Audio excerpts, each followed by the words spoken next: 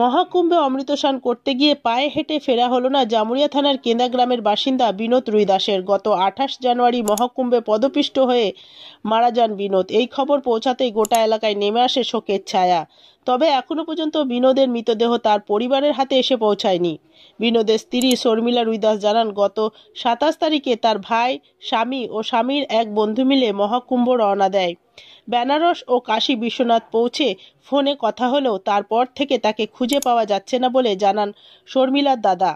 এরপর খোঁজাখুঁজি করার পর তারা জানতে পারে বিনোদ হসপিটালে ভর্তি আছে। এরপর খবর পায় পদপিষ্ট হয়ে বিনোদের মৃত্যু হয়েছে।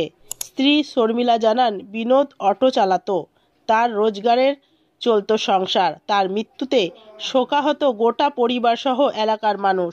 Green Asansol, clean Asansol. সোমবারে গেছিল। আচ্ছা, 27 তারিখে গেছিল।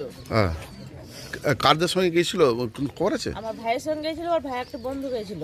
আচ্ছা, তারপর কি খবর পেলেন আপনারা? তারপরেও বেনারসে নেমেছে, বেনারসে নেমে কাশী বিশ্বনাথ ঘুরেছে, ওখানে করেছে, মেলা ঘুরেছে। তারপরে ও ট্রেন থেকে আবার চেপে 10টা 11 সময় নেমেছে ওখানে। ওখান থেকে 11 সময় নেমে আর আমাদের সাথে কোনো কথা হয়নি। ওই 11টাই লাস্ট কথা আমার সাথে। খবর কিভাবে পেলেন? কিভাবে পেলাম, ভাই বললো সকালবেলায় ফোন করে, বলছে যাই হোক ফোন করেছে, না করা নাই, বলছে যাই হোক খুঁজে পাওয়া যাচ্ছে না, খুঁজে পাওয়া যাচ্ছে না করে আমার তাহলে খোঁজ এলাস করে সারাদিন করেছে, ও ঘুরেছে, সারা রাত খুঁজেছে। তারপরে খবর দিচ্ছে 7টার সময়, বলছে পাওয়া গেছে, বলছে ভালো আছে, হসপিটাল আছে, এইটুকুই বলেছে আমাকে, এইটাই জানি। আচ্ছা, আপনার স্বামী কি করতো? টোটো চালাতো, স্বামী টোটো চালাতো। সংসার রোজগার বলতে?